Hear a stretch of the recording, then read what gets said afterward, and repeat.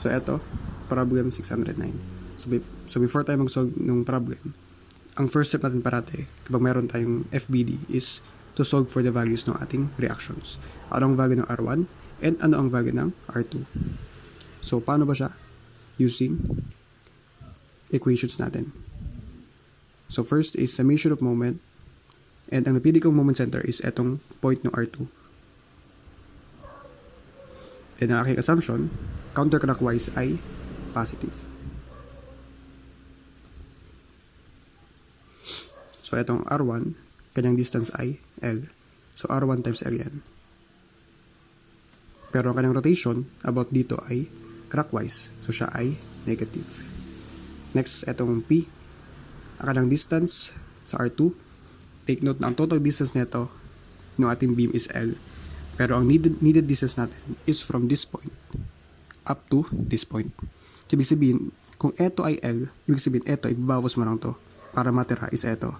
L minus kung ano man to, which is A. Rotation niya is counterclockwise, so ito ay positive. P times L minus A. Next, etong B naman, ang kanyang distance from dito ay A mismo.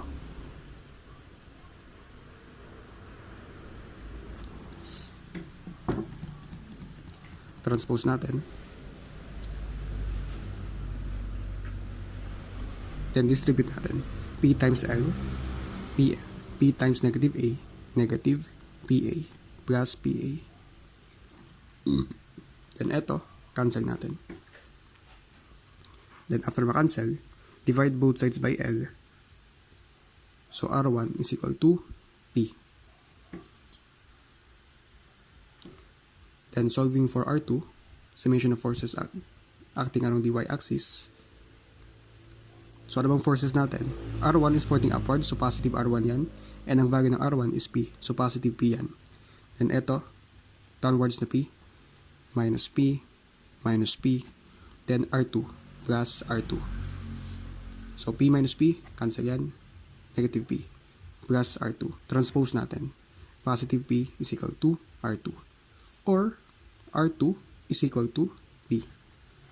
So kung ating mapapansin, ang values ng R1 and R2 ay pareho.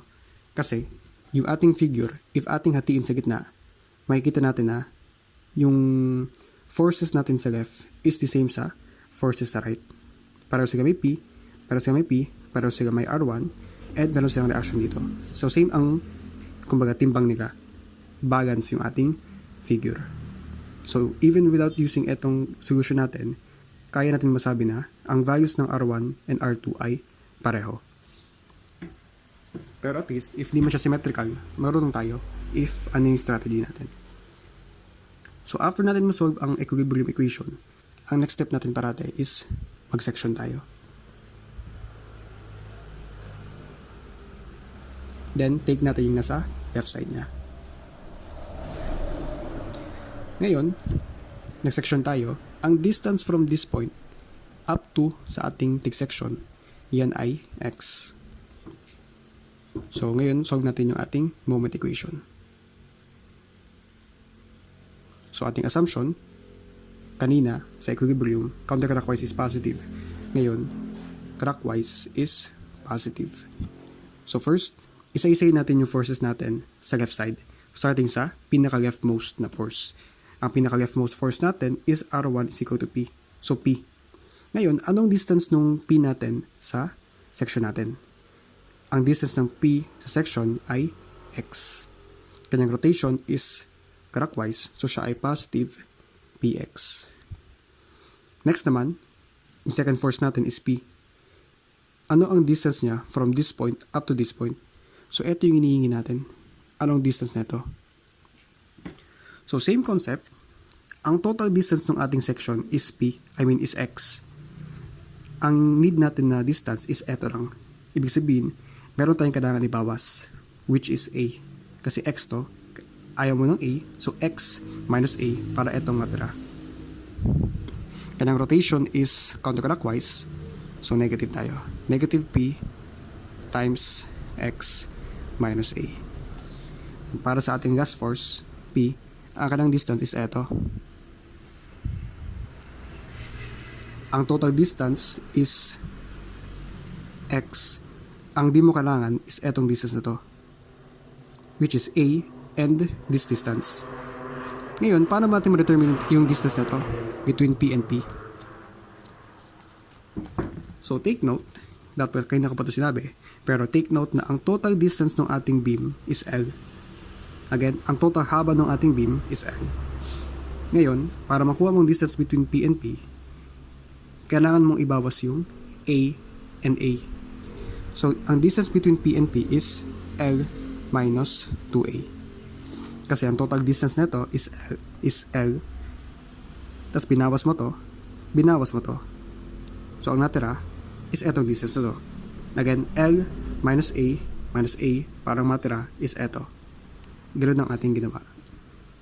Ngayon, para makuha natin ang distance ng P sa section natin, papunta sa section, take note na ang total distance natin is x. Again, ang ating unang inuuna dito is yung total distance, x. Ngayon, sa ating x na to, distance, ano yung gusto mo ibawas? Una, gusto mo ito ibawas na a. So, minus a. Next, gusto mo ibawas etong L minus 2a. Minus L minus 2a. So, bakit ba? Kasi again, ang total haba nito is x. Binawas mo to, kaya minus a. Binawas mo rin to. Kaya ang natira is eto na ang distance. Eto, ang natira. Simplify natin to. Negative times L, negative L, negative times negative 2A, positive 2A. So, ang matitira dito, x minus L, negative A plus 2A is positive A.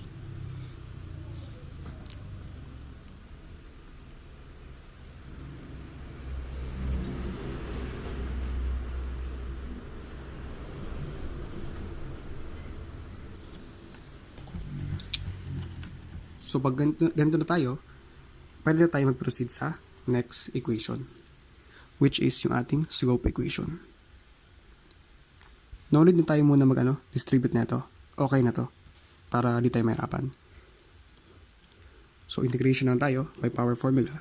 Ang x magiging siyang x square over 2. Ito naman, same lang din. Square over 2. Ito naman, same lang din. X minus L plus A, 2 over 2. Plus, integration constant na, C1.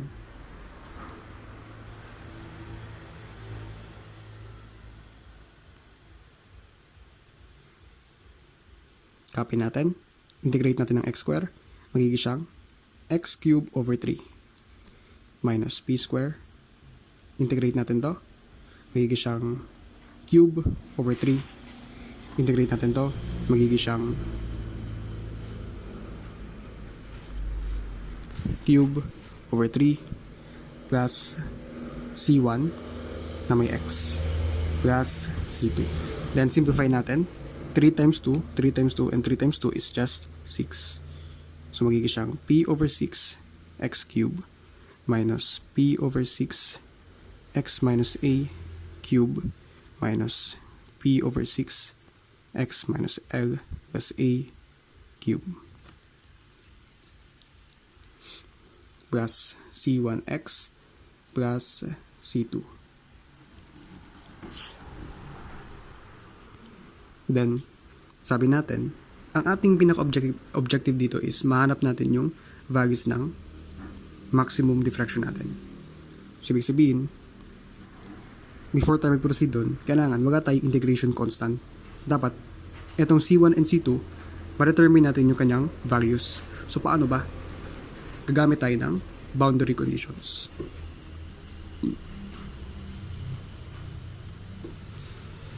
So, pag meron tayong simply supported beam, ang ating conditions ay, syempre, kung saan yung support natin, 0 ang deflection dun. Ngayon, saan ba nakaposition yung support natin? At x is equal to 0, meaning at this point, andyan yung ating support, then definitely, yung ating deflection dyan ay 0. Kasi, kung saan tayo may support, doon 0 ang deflection. Second condition, Yung ating next support is andito, which is L meters from starting point. Kaya siya x is equal to L, y is equal to 0. Ngayon, eting ating equation, any number multiplied to 0 is just 0.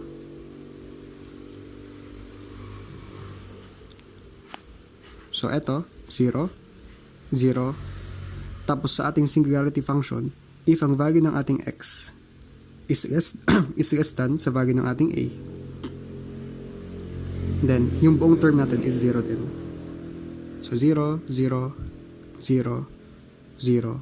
So, C2 is equal to 0. The next one, when x is equal to L, y is equal to 0. So, try natin.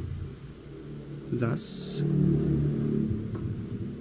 0 to, p over 6 L cube, L minus a cube minus p over 6 L minus L plus a cube plus C1 times L plus C2. So, eto, L minus L, cancel lang yan.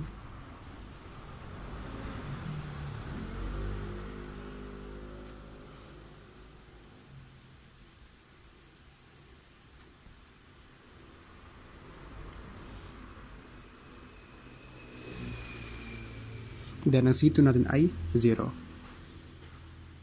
Suppose ko lang, the next discussion natin is yung paano ba natin to i-expand. So, para ma-expand siya, gagamit tayo ng concept ng Pascal triangle.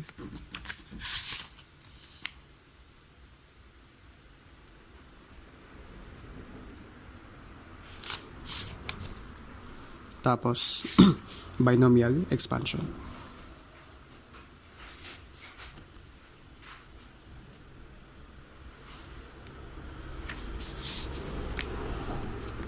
So, since ang ating exponent ay 3, so mag-stop tayo pag nakuha natin yung 3. So, start tayo sa 1. Kuha tayo ng 1 dito. 1 plus 1, 2. Kuha tayo ng 1 dito. 1 plus 2, 3. 2 plus 1, 3. Gawa tayo ng 1 dito. So, kung ating i-continue to, 3 plus 1 is 4. 3 plus 3 is 6. 3 plus 1 is 4. 1, 1. Then, proceed lang tayo. Etong Pascal triangle, ang tiga-represent nito is yung coefficients ng ating kada term sa binomial na i-expand natin. Ngayon naman, ito is for coefficient, ito naman is for the variable.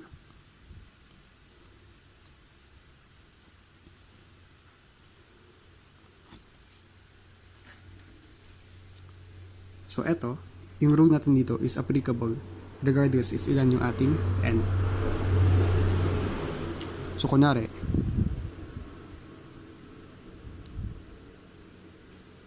raised to 2. Gagawin natin, yung ating first na variable, siya yung may highest exponent, 2. Yung second variable, siya yung may lowest exponent, 0. Then, mag-proceed tayo. Etong highest exponent, babawas siya ng isa. So, 1 na lang yan. Pero etong second variable natin, tataasin ng isa. So from 0, magiging siyang 1. Then, sa ating third part, etong first variable, magbabawas naman siya. Then, tataas yung next variable.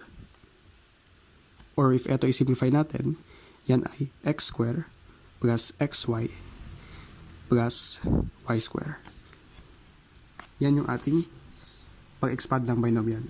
Ngayon, sa ating Pascal triangle, ito yung nakuha natin na coefficient 1, 2, 1. Ibig sabihin, yung ating first term, yan ay may coefficient na 1 or kahit x square lang yan. Yung second term natin, may coefficient na 2. And yung ating third term, may coefficient na 1. Kaya ito ang binomial expansion natin for exponent na 2. Kung 3 naman to, same process. First variable raised to 3. Second variable raised to 0. Plus, first variable reduce natin. 2. Second variable, increase natin, 1. Third variable, reduce natin, 1. Second variable, increase natin, 2. Last variable, reduce natin, 0. Second variable, increase natin, 3. So, ito ay same as x cube plus x square y plus x y square plus y cube. So, ganyan ang ating pag-expand. Diba? 3, 2, 1, 0. 0, 1, 2, 3. So, ito yung ating coefficients. Meron tayong 4 terms. Meron tayong 4 coefficients. 1, 3, 3, 1. So, dito, yan ay 1. Dito, yan ay 3. Dito, yan ay 3. And dito, yan ay 1. So, ito na ang binomial expansion natin for dito.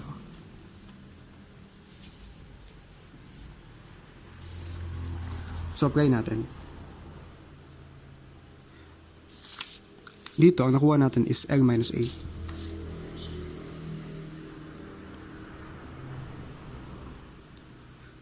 So, if ito yung formula natin, yung ating X is L, yung ating Y, yan ay negative A. So, substitute natin sa formula. X natin is L, so yan ay L cube. Plus 3, ang x natin is L, so yan ay L square, and yung y natin is negative A. Ito naman, plus 3, x natin is L, y natin is negative A square, y natin is negative A cube. Simplify natin.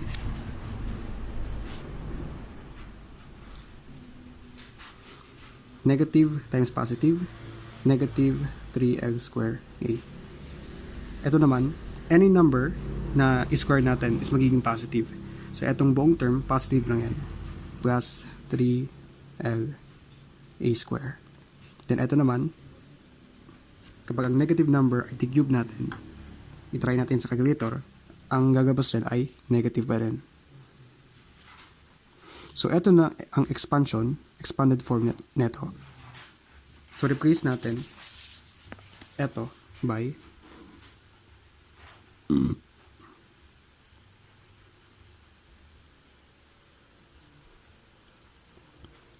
L cube minus 3L square A plus 3L A square minus A cube. Then, copy natin to. Negative P over 6 A cube plus C1 times L. So, para hindi tayo masyado complicated, etong denominator natin, ayusin natin. So, paano ba? Multiply both sides by 6. 6 times 0, 0. 6 times P, ay 6 times eto, divided by 6, cancel yan.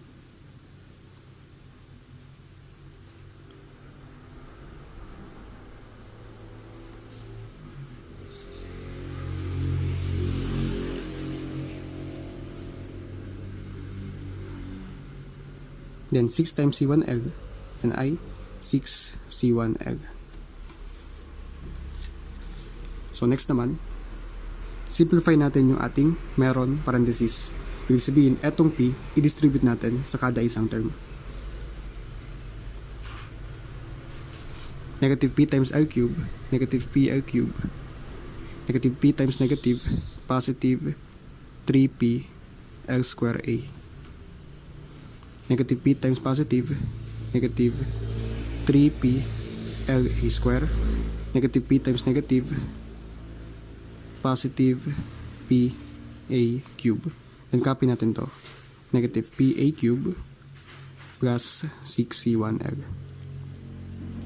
Then, syempre, before tayo proceed, simplify natin. PL cube minus PL cube, cancel yan.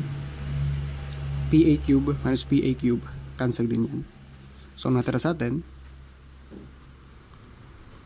3PL square A minus 3PL A square plus 6C1L. So, pwede ba ito masimplify? Factor out natin. Same si gamay 3. So, igabas natin yung 3. Same si gamay P. Igabas natin yung P. Ito, L square. Ito, L. So, pipiliin natin is yung smaller na exponent. So, igabas natin yung L. Ito, pag binawasan mo ng isang, di ba meron tong dalawang L?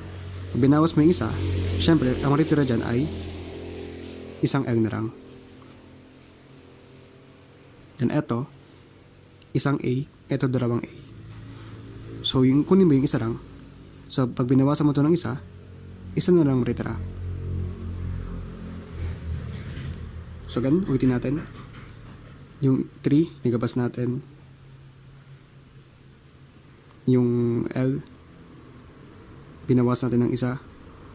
Yung A, binawas natin ng isa. Kaya ang natirarang sa loob is L minus A. So, ano pa bang ibang interpretation ng pag-factor out? Pwede rin siya by division.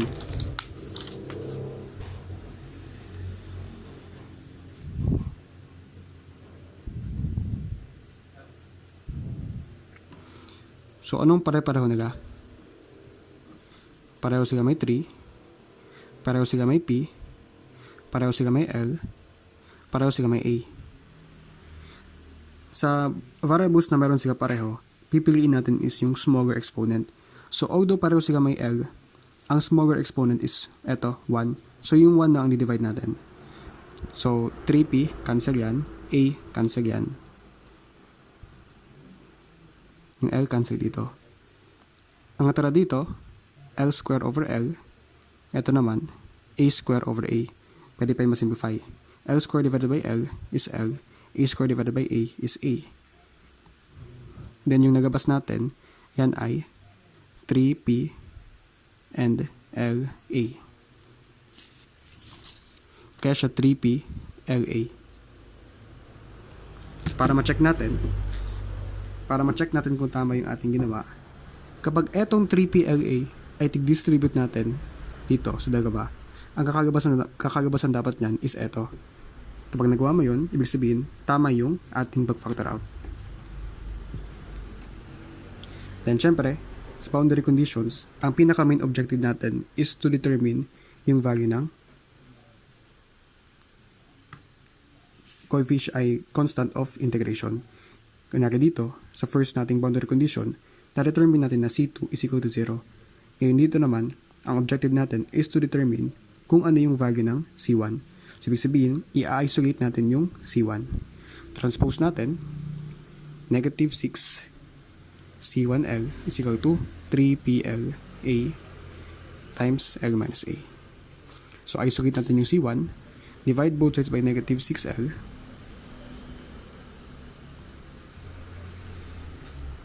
So, C1 is equal to 3 divided by negative 6.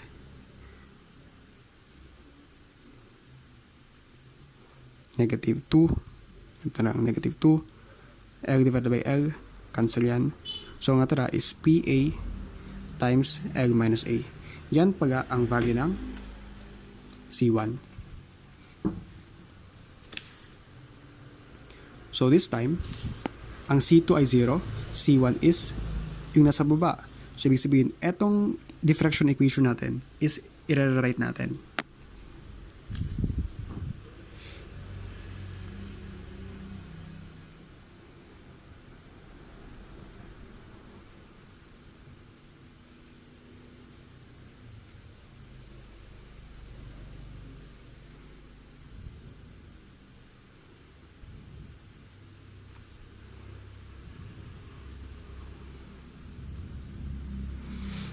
Then, ang C1 natin is negative PA L minus A divided by 2. So, ito na yung ating diffraction equation. Pero hindi pa ito yung pinaka-pinapanap sa problem. Kasi pinapanap sa problem sa atin, ano yung ating maximum diffraction.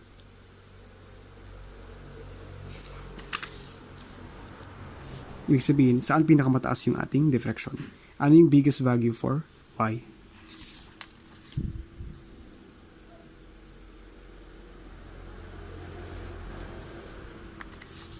Ngayon, para ma-determine natin yung value ng maximum value ng y, kailangan natin magaman kung saang value ng x ba siya biggest.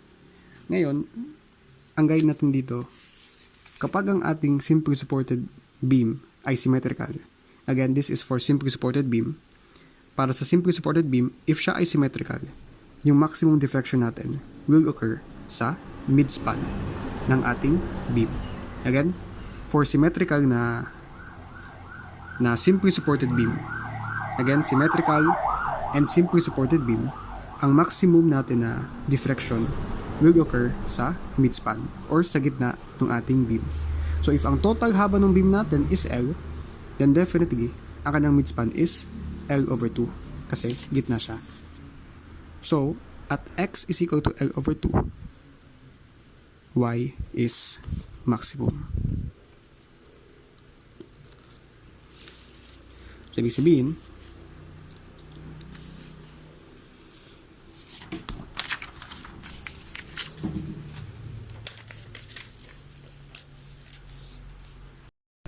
so continue tayo sa solving natin na kung saan dito pala is meron tayong x kasi ito ay C1 times x. So ang C1 natin is ito times x. So ito, skip natin yung solution para kahit pa paano medyo may yung ating solving. So first, EIY. So to find the maximum deflection, take note na etong figure natin, yan ay symmetrical. Ibig sabihin symmetrical, yung nasa left side ng ating beam and right side ng ating beam, tabagin natin sa gitna, is same siya. Balance yung ating figure. So ngayon, ibig sabihin na to, sabi rin natin dati, for simply supported beams na symmetrical, ang ating maximum deflection occurs at the midspan. So midspan, ibig sabihin na sa gitna. So ang total natin is L. So gitna ng L is L over 2. So kaya ang ating condition dito, the maximum deflection occurs at x is equal to L over 2. Meaning neto, to find the maximum value for EIY, for y, para mahanap natin ng y max, need natin iset ang values ng x sa L over 2. So sa case neto, lahat ng x sa ating equation is nireplace natin by L over 2. So this becomes L over 2 raised to 3, L over 2 minus A, L over 2 minus L plus A, tapos eto, L over 2. So eto, P times L cube divided by 6 times 2 cube, which is 48. Then skip natin to. Dito muna tayo. So, PA times L, siya ay PAL. 2 times 2 is 4. PAL over 4. Then distribute natin siya dito. Diba siya ay PAL over 4 times L. May siyang negative times positive, negative PL square A over 4. And etong negative PAL over 4 times negative A, magiging siyang positive, positive PLA square over 4. Then dito naman, L over 2 minus L. Ang L over 2 minus L, siya ay negative L over 2. So sabi natin, if ang value ng sa ating singularity function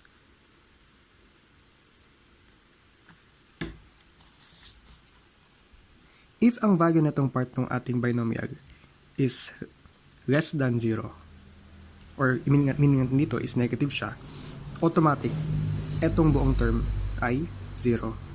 So this becomes 0. So eto yung ginagabasan niya, and eto, na-cancel out siya. So meaning, ang natira sa atin, first term, second term, and etong last term natin. Last term becomes eto, tas eto, siya ay in-expand natin, eto yung naman niya. So paano mo siya in-expand? So same process siya dito, kanina. Same process siya, pero discuss natin further. So using yung concept ng binomial expansion, for binomials raised to the power of 3, ito ang kanyang expansion. And in terms of kanyang coefficients, using Pascal triangle, ito yung nakuha natin. 1, 3, 3, 1. So, ito ay 1, 3, 3, and 1. So, based sa ating problem, siya ay L over 2 minus A raised to 3. So, ang x natin is L over 2. Ang A natin is, ang Y natin is negative A. Pero, actually, mahirap kasi pag fraction siya. Mas complicated siya. So, instead na fraction, i-convert natin siya into a form na hindi composed of fraction. So, ito yung kinagabasan natin. L minus 2A. So, mas madali siya i-expand. Pero ang question natin is, paano mo tayo naka-arrive sa L minus 2A? Okay? So, nag-start tayo dito.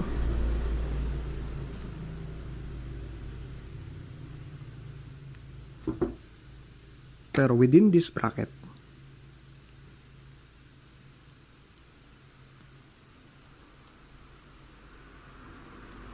mag-factor out tayo. So, since ayaw natin ng 1/2 dito, i-factor out natin yung 1/2. So, nangyari, nung ating tig-factor out ng 1/2, etong L over 2, naging na siyang L, etong A, naging siyang 2A. So, ang style kasi sa pag-factor out, kung ito ay division, di ba? L over 2, L divided by 2. Para ma-factor out mo ang 2, kailangan mo siya i-times by 2. So, 2 times L over 2, L na lang yan. 2 times A, negative 2A. So, okay. Para ma-check natin, 1/2 times L, L over 2, 1/2 times negative A, 1/2 times negative 2A, yan ay A. So, tama yung pag-factor out natin. Ngayon, distribute natin yung cube. Magiging siyang 1 over 2 cube times L minus 2A cube. Then, simplify natin to. 1 over 2 cube times L minus 2A. Then, take note dito, siya ay P over 6 times eto. So, siya ay P over 6 times 1 over 2 cube times L minus 2A cube. Simplifying eto, 6 times 2 cube, yan ay P over 48 times L minus 2A cube. So, ganyan na nangyari sa atin. P over 48 times the expanded form ng L minus 2A cube. Then eto, ang kanang expanded form is simply eto. So, paano ba tayo naka-arrive dyan? So, start tayo dito sa L minus 2A cube. Ito yung ating expansion.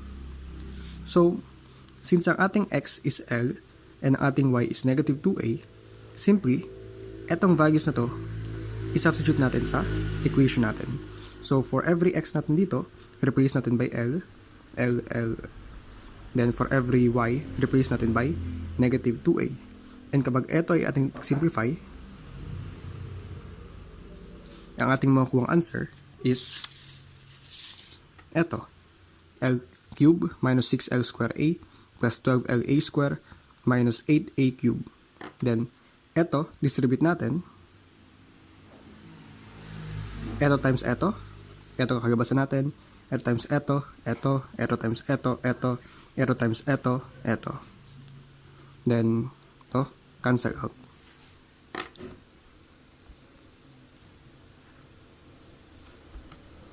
PLA square over 4. Negative PLA square over 4. Cancel out to. Then, eto.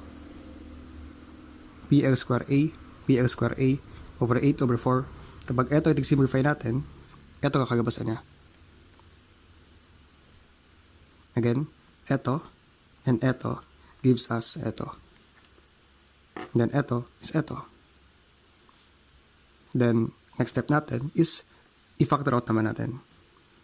So, kapag eto ay na-factor out natin, yung common nila, eto yung kakagabasan natin. Then, take note, this is EY is equal to Y max. Divide both sides by EI. Kaya siya ganyan. So, ito yung final answer natin for maximum diffraction. Negative PA over 24EI times eto. So, yan yung ating final answer.